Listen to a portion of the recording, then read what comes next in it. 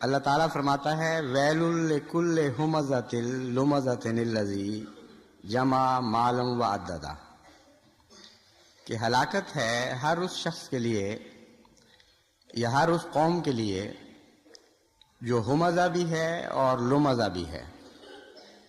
ہمزہ اور لمزہ کے دو الفاظ جو یہاں منتخب کیے گئے وہ بڑے ہی وسیع معنی اپنے اندر رکھتے ہیں۔ ان میں سے اکثر معنی میں دونوں لفظوں کا اشتراک ہے، اور یہ تکرار شدت کی خاطر بھی پیدا کی گئی ہے، اور کچھ باریک فرق جو دونوں لفظوں میں ہیں وہ بھی ان معنی میں داخل کرنے کی خاطر دونوں کو بیک وقت استعمال فرمایا۔ ان دونوں معنی میں سب سے پہلے غیبت کا معنی پایا جاتا ہے۔ ان دونوں لفظوں میں سب سے پہلے غیبت کا معنی پایا جاتا ہے۔ ہمزہ بھی غیبت کرنے والے کو کہتے ہیں اور لمزہ بھی بہت غیبت کرنے والے کو کہتے ہیں۔ ان دونوں میں عیب چینی کا مادہ پایا جاتا ہے۔ ہمزہ بھی عیب چین کو کہتے ہیں جو بکثرت لوگوں میں عیب نکالے اور پھر ان عیبوں کی تشہیر کرے، اور لمزہ بھی یہی معنی رکھتا ہے۔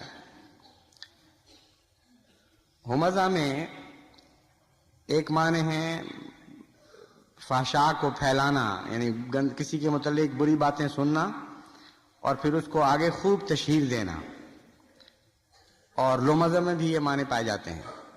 ایک باریک فرق یہ ہے کہ بعض اہل لغت کے نزدیک ہمزہ پیٹھ پیچھے برائی کے لیے زیادہ استعمال ہوتا ہے، اور لمزہ منہ کے سامنے برائی کے لیے، لیکن بعض اہل لغت اس میں بھی دونوں کو مشترک ہی قرار دیتے ہیں، بلکہ ان معنوں کو الٹا کر معاملے کو مشکوک کر دیتے ہیں۔ وہ کہتے ہیں لمزہ سامنے پیٹھ پیچھے برائی کے لیے ہے اور ہمزہ سامنے برائی کے لیے ہے۔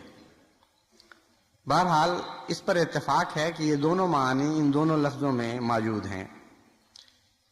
جو باریک فرق ہے وہ یہ ہے کہ لمزہ میں ایک زائد معنی اشارے اور مخفی پروپیگنڈے کے ہیں، یعنی آنکھ کے اشارے سے کسی دوسرے کی تضحیک کرنا یا اس پر اس کی کسی برائی کی طرف اشارہ کرنا یا تذلیل کرنا، وہ لمزہ میں خاص طور پر یہ معنی پایا جاتا ہے۔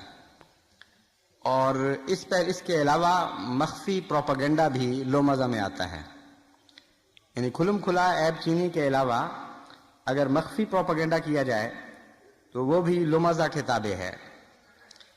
پھر